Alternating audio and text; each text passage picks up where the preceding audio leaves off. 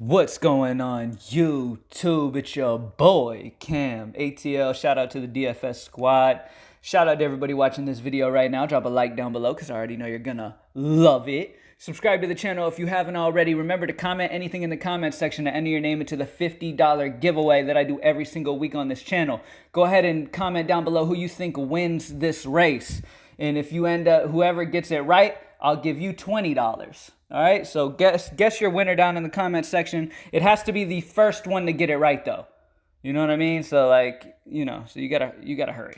All right, let's get straight into this. This is for the Super Start Batteries 400 NASCAR race for Thursday.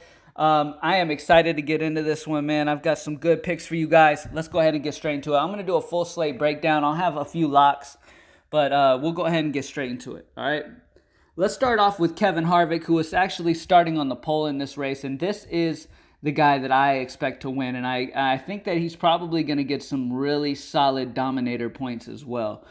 He's been really, really good at Kansas, getting 3 wins in 14 races here, 9 top 10s out of the 14 tries. He averages 6th place or better. He has a 1-in-4 shot by Vegas as total odds. I mean, Kevin Harvick is in a fantastic spot here at Kansas Speedway, and I really, really love him. If you have the money, go ahead and spend up for him. All right, let's go ahead and talk about another guy down a little lower on the list. He actually qualified for 3rd, is Eric Almirola. Now, that might sound crazy because, beginning of the year, we weren't really playing him a ton, but he actually has come around and is absolutely been amazing lately. His car has just been incredibly fast. All right. The last 6 races, he is the fastest car on the track, right in front of Kevin Harvick. He has been faster than Kevin Harvick. Okay. The fastest cars the last 6 weeks, I'll go ahead and do the top 7. Almirola, Harvick, Hamlin, Blaney, Kyle Busch, and DiBenedetto. Okay. These guys have just been super, super quick, okay? And speaking of one of those names, the reason why I wanted to mention him, Eric Almirola at 8-7 is definitely in play, by the way. I wanted to talk about Matt DiBenedetto, all right? Matt DiBenedetto has the 7th fastest car. Actually, that's the 6th. I'm looking at it wrong. All right, he's the 6th. Almirola, Harvick, Hamlin, Blaney, Kyle Busch, and DiBenedetto. All right, DiBenedetto has been the 6th fastest car in NASCAR. He's starting on the 12th position in this race. I really, really like DiBenedetto. He is cheap at 7-7, gives you a nice, cheap guy to go after.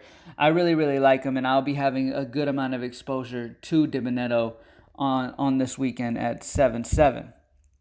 All right, another guy that I want to talk about is Blaney. All right, I just mentioned how he's one of the faster cars in this field. He is going to be starting 4th at 9-9. I really like him. If you want to save off of like a Kevin Harvick type and go a guy like Blaney, I'm not going to hate you too much for it. I mean, Blaney's been the 4th fastest car on the track the last 6 races, right behind Denny Hamlin. All right, so he's just been really, really fast, man. And these guys are guys that I really want exposure. I really want some Almirola. I think DiBenedetto's been way too fast, green flag speed. He has been running way too quick to only be 7-7, okay? And Blaney, under 10K, another guy that has been extremely fast. Now, if you look at the next fastest guy, Denny Hamlin, he's 10-2, so he's more than Blaney. So out of those two, I would prefer to get Blaney. Blaney has been the absolute fastest car the last 2 races. If you look at just the last 2 races, Blaney has had the fastest car on the track. All right? Now, if you look at it more broad and go the last 6, that's Almirola leading the way. And Almirola, in my opinion, should be in there at that good price range and the way he's been running lately. He's just been incredibly, incredibly fast. All right, other guys that I want to talk about. Let's go ahead and talk about Kyle Busch, another guy under 10K, okay? This is another car that's been extremely fast. He's top 5 when it comes to green light speed. All right, he has been really, really good, all right? And also, he has 9 top 10s in 13 races here at Kansas Speedway. And Vegas also really loves his potential to win this race as well. So Kyle Busch. And also, I want to talk about his brother. His brother hasn't exactly been like Blaney and Harvick and Almirola fast, but he's actually right under Chase Elliott for about 8th fastest green light speed. Kurt Busch has been deceptively really fast here, okay? And Kurt Busch is a very cheap 8,000. Let's go ahead and go to Kurt. Kurt Busch is only 8,000, all right? He's coming off an 8th place finish, all right? You look at the last 3 races, he's had a fastest lap in all 3 of the races. Like I said, he's been really, really fast. He's like, what? Let me get the exact number. 1, 2, 3, 4, 5, 6, 7, 8, 9. He is the 9th fastest car, right under Chase Elliott and Keselowski. All right, Kurt Busch is 100% in play. Another guy that I want to talk about is Christopher Bell. Christopher Bell is right under Kurt Busch when it comes to green light speed, and they finally lowered his price. This dude was like in 10K range, 11K range for some point because he was all at the top. Christopher Bell is one of my favorite plays on this entire slate. He has been the 10th fastest he has had the 10th fastest green light speed over the last 6 races. He's starting 22nd, so that gives him some space to move up. He's just an amazing play at 8-1. He's another guy that I'm really, really interested in. I'm going to go ahead and lock him in as a value play that I really, really like this week. And also, I'm going to lock in Almirola. I'm just really feeling my boy Almirola on this slate this week. He's been running just way too fast not to get any exposure to him. All right? Some other guys that have been actually pretty damn quick out there on the track. All right, let's check these guys out. Let's check out Clint Bowyer. Clint Bowyer is only 7'5". He is driving Stewart-Haas equipment, which is really good equipment. Okay? He has been the 11th quickest.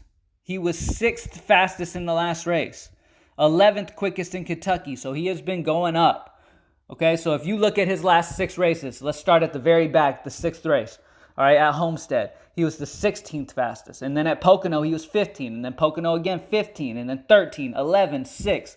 He is progressing, and he is becoming faster and faster each time out. Clint Bowyer at only 7'5". Let me verify where he is starting. 19th. He is another very good value, and I'm going to put him in here as another very good value that I love on this slate. I mean, a guy like Clint Bowyer with the experience, fast car, great equipment in general with Stewart-Haas, he definitely has a chance to end up like top 5 for sure. Okay, I think Clint Bowyer could have a very, very good outing. Let's check out other guys like Eric Jones. Eric Jones at 9K, I would prefer him cheaper, to be honest with you. He's a letdown a lot of times, and he's been fairly quick, but he's like 14th or 15th quickest, so it's not like a game changer or anything like that, okay? Another guy I want to talk about, let's talk about Alex Bowman, 8'5". I much prefer Bowyer at $1,000 cheaper, but Bowman is another guy who has been incredibly fast out there on the track, okay?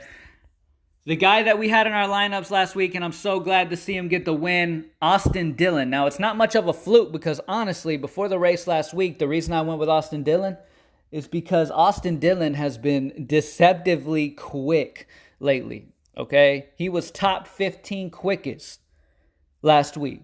Austin Dillon is only 7'2". Yes, I like Bowyer above him, but Austin Dillon is 7'2" and has been incredibly fast lately, okay? He was 19th fastest last week and he got the win just off pretty much game plan and just set up for him. That crash at the end and all that just set up perfectly for him, but super happy for him to get the win. I mean, I believe the last time he had won was forever ago, like at Daytona or something like that. So awesome to see Austin Dillon get the W.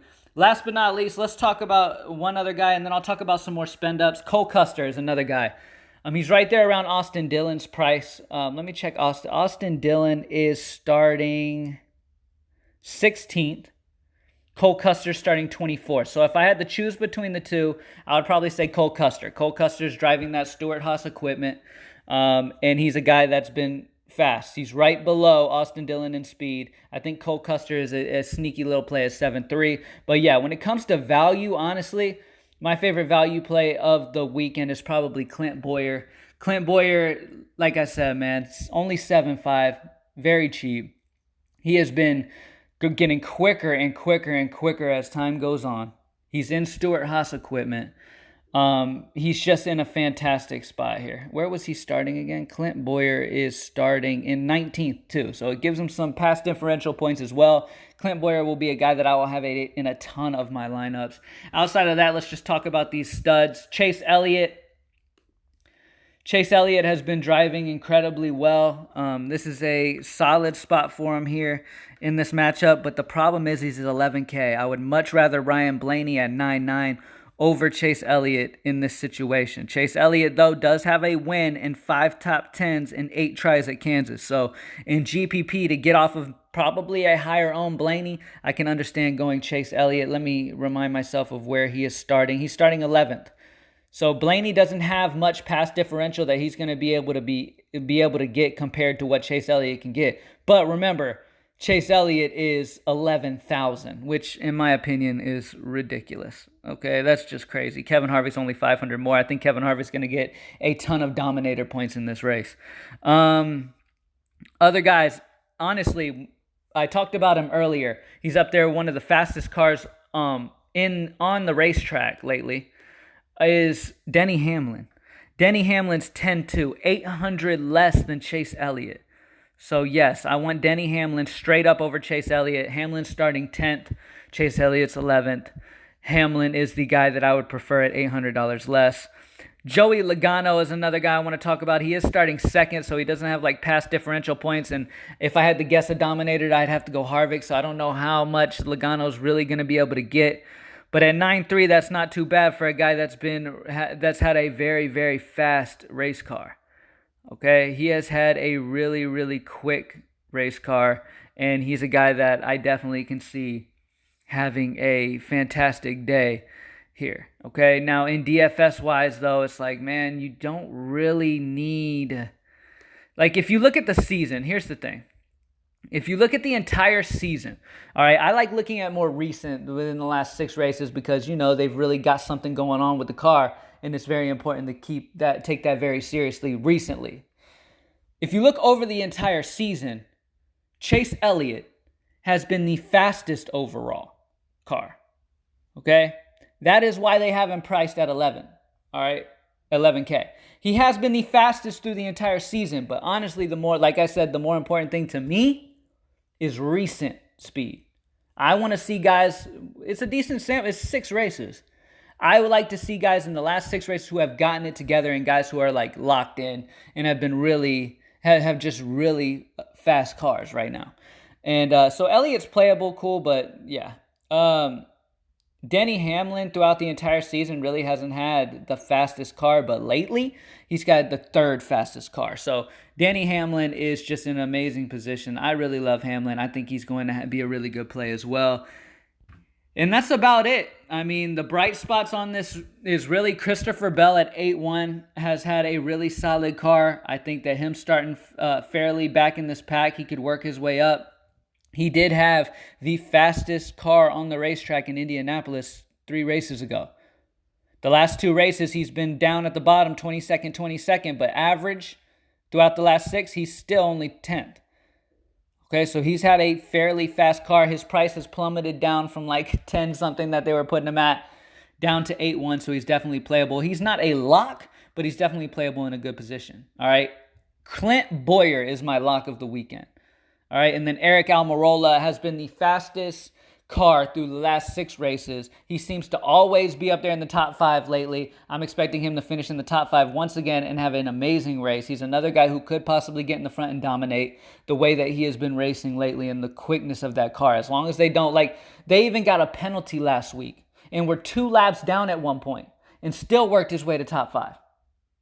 The car has just been super fast, and he is definitely a guy I want exposure to. And that's it, y'all. Thank you for joining me as always. Greenlightdfs.com to join the squad for NASCAR. I will be posting the lines on Thursday morning, probably around Thursday lunchtime or something like that for NASCAR. So go ahead and get into it. Greenlight DFS. Appreciate you guys. I'm out.